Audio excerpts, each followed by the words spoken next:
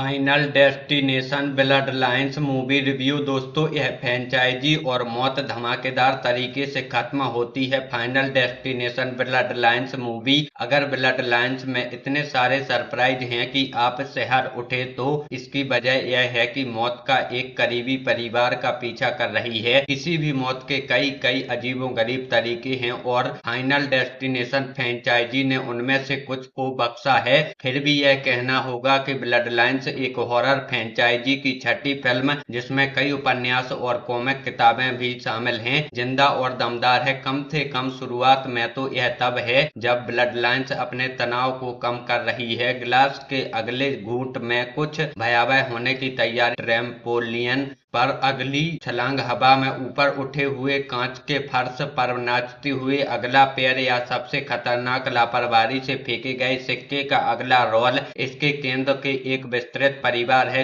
चाची, चाचा और चचेरे भाई बहनों का एक नस्लीय मिश्रित समूह जो आश्चर्यजनक रूप से वास्तविक गर्मजोशी के साथ एक साथ आते हैं। यह विचार कि मृत्यु किसी एक के लिए आ सकती है, उन्हें पाने के लिए आधी सदी पार कर सकती है, हमें कुतरता है। कुछ समय के लिए यह उन्हें कुतरता भी लगता है और फिर अचानक इतना नहीं। इस फ्रेंचाइजी में चीजें कैंपी हॉरर में उत्साहपूर्ण तरीके से होती हैं। जहां जितनी भीषण मौत होती है, दर्शकों की संभावना उतनी ही अधिक होती है। हालांकि निर्देशक गाय बुशेक, लॉरी इवांस, टेलर और जॉन वॉट्स सह लेखक भी हमें बांधे रखने का प्रयास करते हैं। उनके द्वारा बनाया गया सबसे प्रभावशाली चरित्र आइरिस एक प्रभावशाली बेनसिंगर है, जो 1950 के दशक में घटनाओं की सीरीज शुरू करती है। वह अपने बॉयफ्रेंड के साथ स्काई व्यू नामक एक चमकदार नए रेस्तरां में एक ड्रीम डेट पर है, जिनका नाम इसके स्थान के कारण पड़ा है, जो जमीन से 500 फीट ऊपर है, एक टॉवर के ऊपर, जिसे समय सीमा से पहले जल्दबाजी में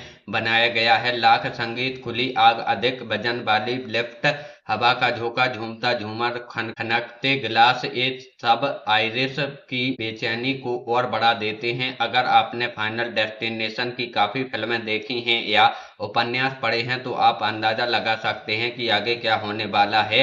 इस मामले में मौत उस रेस्टोरेंट में मौजूद लोगों और उनके बच्चों का पीछा करेगी।